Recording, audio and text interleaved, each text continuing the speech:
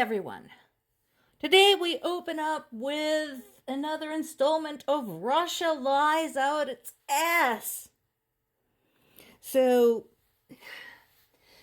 you'll know that I use Guardian a lot. They try to stay on top of the situation in Ukraine. They have good summaries. However, in this particular case, I do have to wonder why they would bother posting anything that is an obvious lie coming out of Russia. Now, they are, pointing out that Kremlin claims that is their claim has yet to be substantiated. So that is a redeeming quality to this story. But what this demonstrates very clearly about Russia is that they still can't get it through their heads that Ukraine is resisting, has been resisting them for over a decade now, actively, on its own accord. They're so brainwashed over there that they cannot imagine a country or a person or a group of people doing something because they've decided something for themselves. If some of you missed that story, that came out fairly early in the war when Russians were deeper into Ukrainian territory, and there were groups of resistance. And whenever somebody from the resistance movement got captured, when they were interrogated, the resistance members were asked, like, who's your commander? Who from Kiev is giving you orders? And they were shocked to discover that the answer was nobody, that these groups were formed right there and then on the ground without any say-so from higher government. So this particular lie that Ukraine refused to participate in negotiations because Britain told them not to, that is very much the kind of rhetoric that comes out of Russia. They cannot believe that Ukraine is basically its own country, Ukrainian people are their own people, and that what they're doing is first and foremost their decision.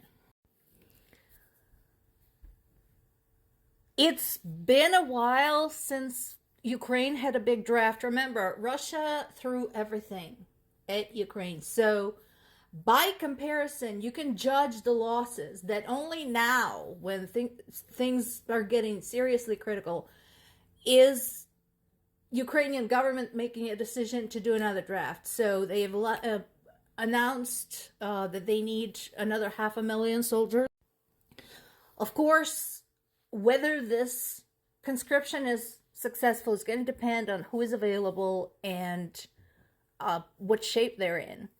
My father, who is 77, said that he would gladly go and fight, but he's considered too old.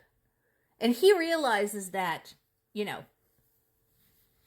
physically he's not exactly up there, being an older man.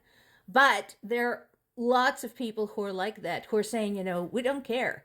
We just want to go and fight. This is for the country. We don't care how old we are. We don't care what health problems we have. And then there are those who are trying to escape Ukraine, who don't want to go to the front lines. It's understandable. When we have situations like this one, at times of war, at times of crisis, we would like to think that we would be our best selves, that we would be able to conquer our instinct of self-preservation and do the right thing. But I can't judge the people who are fleeing the draft. War is scary. War is dangerous. It's no fun, and especially now with drained resources.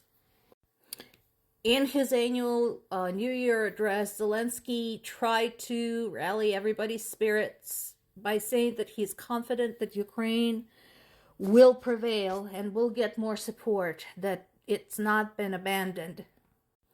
And of course, a lot of us would like to hope so. I'm just hoping. I'm not certain. The reason I'm not certain is actually because of what happened 10 years ago. At the time, I was certain that after Crimea was annexed, and particularly after a passenger airplane was shut down by the Russian armed forces, that there would be some type of strong response from the US, from the UN, from NATO, etc. And there wasn't. And in a lot of ways, that is what emboldened Russia to invade later. So I want to hope that the world will not abandon Ukraine. I want to see it. UK and France both have the right idea. They're saying that this war has to end, and not just end, but end in Russia's downfall. They're absolutely right. Because, as we said many, many, many times, there can be no truce and no giving Russia what they want, because they will not stop. Russian troops, Russian officials, Russian army, every single Russian person who was sent there with the purpose of invasion and subjugation of Ukrainian people has to leave Ukrainian territory. And there has to be a reinforced border, hopefully with the assistance of NATO troops and EU troops, to help Ukraine protect itself. Again, a reminder to everyone, Ukraine has been a buffer between Russia and the EU and NATO territory for a long time. And the world owes it one. Big time. This is really good news. So I mentioned this a few weeks ago that Ukraine finally received some equipment to help fight cyber terrorism. And finally, the device has been installed, and it's not just Ukraine, it's allies as well.